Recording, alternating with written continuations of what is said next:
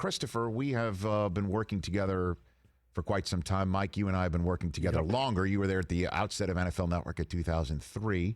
And Chris, we started working together in 2010. In 2010, when we started, the show was a podcast that could. First podcast in the history of the NFL Media Group. Now we're here entering, nearing our 6th anniversary. We've seen a lot, basically. We've broadcast under many, many, many unique circumstances. Today, we are broadcasting. We are talking to you as a Category 4 hurricane. Now, Cat 2 has barreled upon and is whipping through the majestic Gulf South in the great state of Louisiana right now. And we send only our best wishes to anybody that knows anybody that had to evacuate or is affected. The hurricane hit in the middle of the night, and now the light of day, we're beginning to see the ravages of this. And as that hurricane hit our country, I mean, this is it. A sports league that is holed up in a quarantined community at an amusement park and resort in Florida because of a pandemic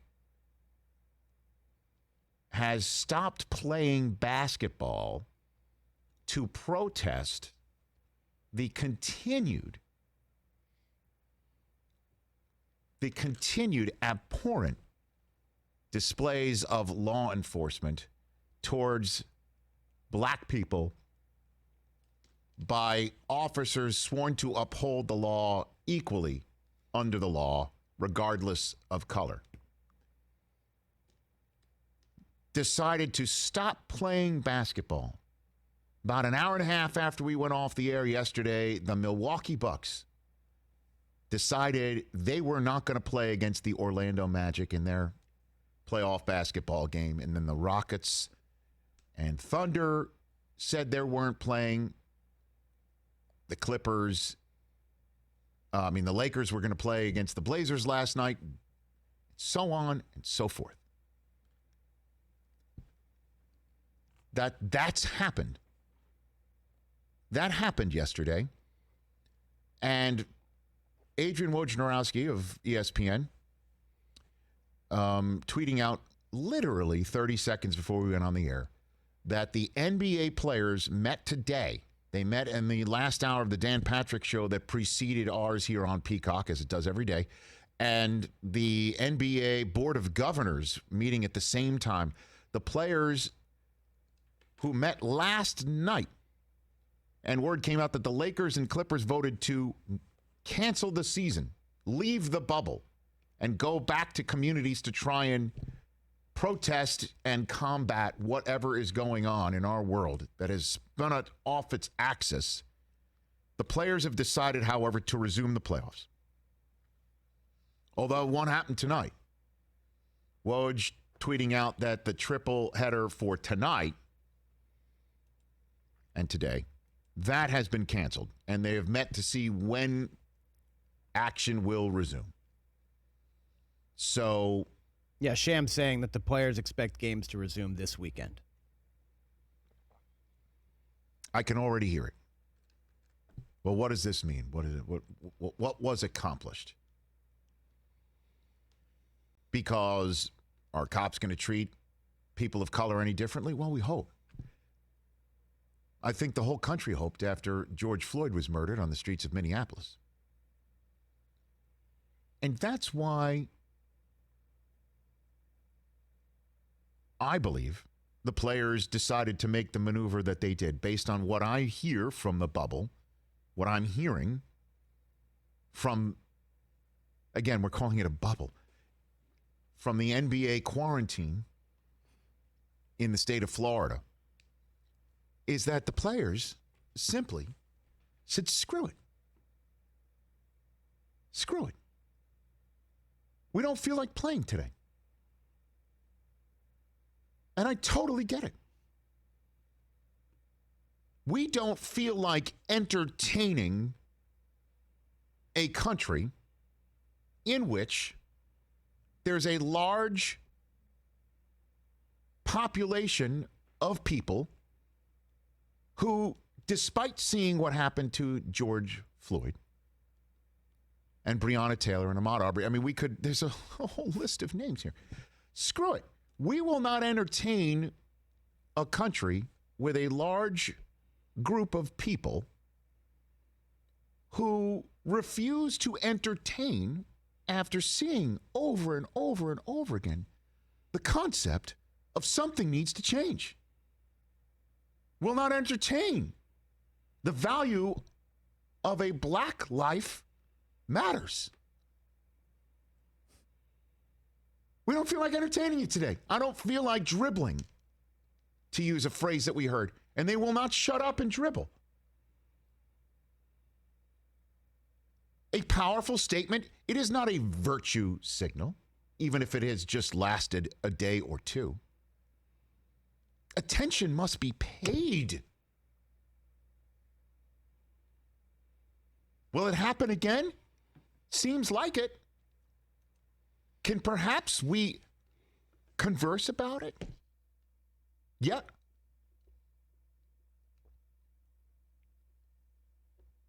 I think so.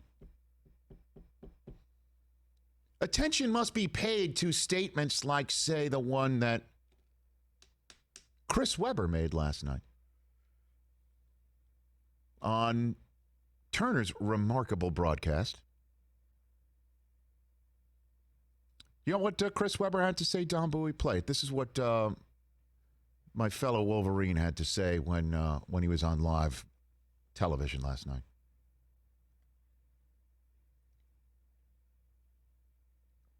If not now, when? If not during a pandemic and countless lives being lost, if not now, when?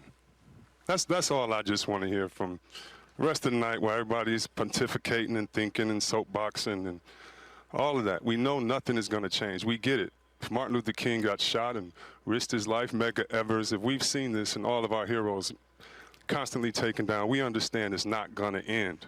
But that does not mean, young men, that you don't do anything. Don't listen to these people telling you don't do anything, because it's not going to end right away. You are starting something for the next generation and the next generation to take over. Do you have to be smart? Yes. Do you have to make sure that you have a plan? Yes. Do you have to be articulate about that plan? Yes. All of those things. But that's what you're going to do. They're professionals. They know how to be the best of themselves. And so I applaud it. I applaud it because it is the young people. It is the young people leading the way, and I applaud them. Bravo, C-Web. Spot on. Attention must be paid. And young people must learn to speak up. It's a peaceful protest. That's what it's called. It's not silly and absurd, as the chief of staff of the vice president of the United States called it today. One night after we heard that peaceful protest is acceptable. I guess only if it's a certain topic. But we're going into politics, and I should stick to sports, which I believe is dead, after I saw Herschel Walker 2 nights ago and Lou Holtz last night, and the stool presidente sitting in the Rose Garden across from the actual presidente. Clay Travis getting Trump to call in. Fans of those very popular and successful sites are people that have, I think, sent a lot of stick to sports my way on the Twitter feed. A lot. Screw it. Stick to sports is over. Attention should be paid to what Robert Horry had to say here locally last night. He and James Worthy were on the set, getting set to call Blazers and Lakers or do the studio show for it. Yep, out here in L.A. Robert Horry, who I believe, check this math, 14 NBA championships with 22 different teams, correct? Checks out. An all-time record, correct, yeah. just off the top of my head. He has all the rings. All of them. Big shot Bob, baby.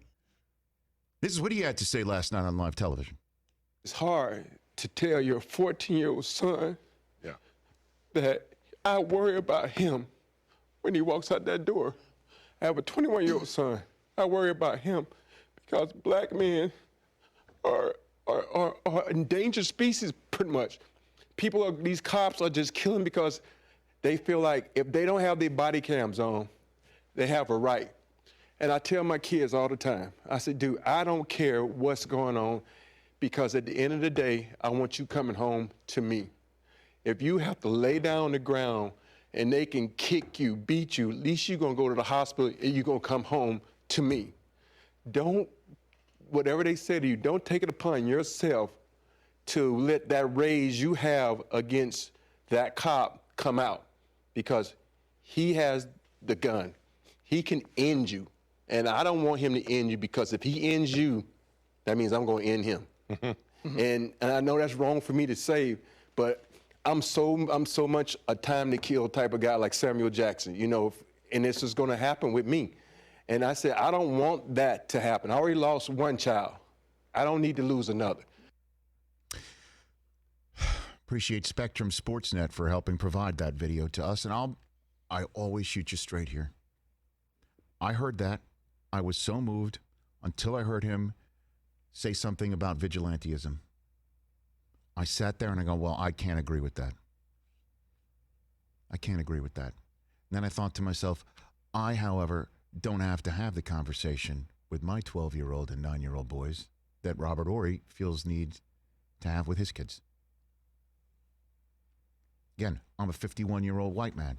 I sat there, I thought to myself, yeah, some cops, things get crazy, things happen, we don't know circumstances, and, you know, what, are you going to go hunt somebody down? Eye for an eye? First thought I thought, and then I'm like, well, I don't have to have these conversations with my kids. But attention is paid, and we can have the conversation. That's the point. That is the point. That is the point.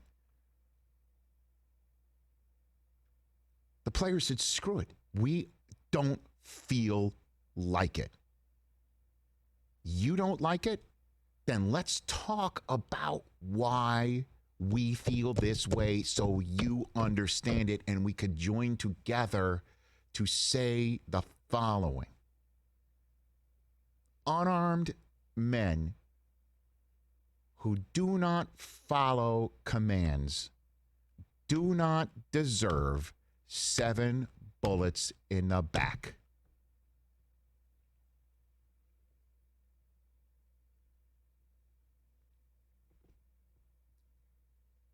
Right? I feel that's a rhetorical right. I said, don't need to say much more. You feel that if there's anybody out there who feels differently, and then you scroll through Twitter and you lose your mind. Don, get what I sent you this morning, if you don't mind. Because you think so many people don't feel this way and the world is spun off its axis, and I start thinking, I would like to know why. Let's talk about it, but you can't through the phone. And somebody just gets Twitter tough and sends something out, and you think, man, I feel helpless because we can't have a conversation. And why does this person feel this way? Who is this person? And then you see this over and over again, the same thing being put out there. The words, I'm done with NBA. It's turned into an extension of the far left, won't watch, don't care, used to enjoy games. Enough is enough. Huh. Everybody had the same thing to say and also said, I'm done with NBA. So to Comrade Trolsky sitting in Kamchatka, it's the NBA. That's the way we refer to say it. Comrade Trolsky. It's nuts. We live in a crazy ass time where I feel I come on here and try and give you my thoughts. And I try not to have a hitch in my giddy up because I'm here thankfully, with this mug in front of me and my name on it, having taken this show from a small podcast that could to Audience Network, now to Peacock, Bleacher Report in between. And I try to think to myself, you know what? I'm just another human being, puts the pants on one leg at a time, right? But I'm fortunate to have a microphone in front of me and enough entities to say, have at it.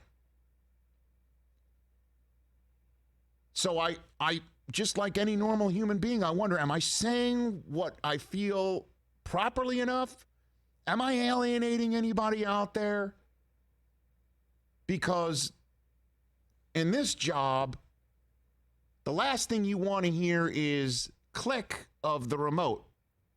And the last thing I want to do is say stuff just so you can go click on your computer.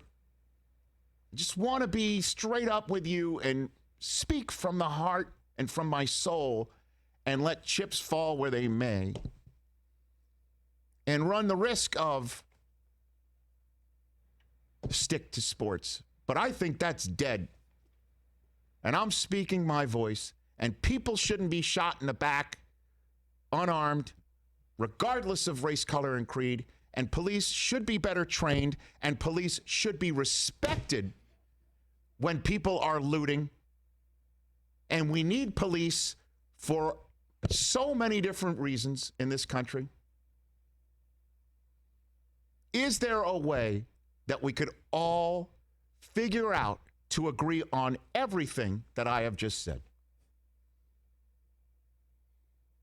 Police need to handle situations better, need to be trained better. Police need to be respected to keep the rule of law when folks who are protesting lose their minds and start throwing Molotov cocktails at people's businesses, which is unacceptable. And also unacceptable are 17-year-olds with AR-15s patrolling the street like they are vigilantes and let free to feel comfortable firing off that AR-15 at people who are trying to disarm him so their protest isn't then wrongly and improperly, for political reasons, called a violent protest, used against them for political reasons, when they have every right in this country to peacefully protest or take to the streets. Police should be respected when they put out curfews. But breaking a curfew does not give you the right to take an AR-15 to the streets, nor is it a proper interpretation or reason to say somebody deserved to be shot by an AR-15 in the streets. By the way, the kid who had the AR-15 was allowed to walk out of Kenosha, drive home, and get a night's sleep. What the hell is going on? So if I am an NBA player and I am a person of color, which I am not, and I'm waking up yesterday and I'm a Milwaukee Buck, I don't feel like playing. And yeah, they make $80 million or $100 million or $150 million and could do that in a way that everybody in this studio can't. But I totally get it. I don't feel like it. Totally get it. Don't feel like it today. Don't want to entertain people who cannot entertain the reason why we don't feel like it. They're also not like us. They're different. And so they have this power. Like, right. We don't. And when you say the word different, you're just talking about financially as well as in terms of the two of us racially. Public exactly. eye. You will not have to have a conversation with your newborn. Hey, I will not. Make sure that your hands are on the wheel when the cops pull you over. And again, I don't want to turn this is not an anti-police thing. Please, I know so many police officers.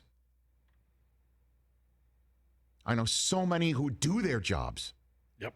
Honestly, I wonder what a police officer thinks when they see somebody taking 7 shots at an unarmed guy as he's going in a car with the kids in the back seat.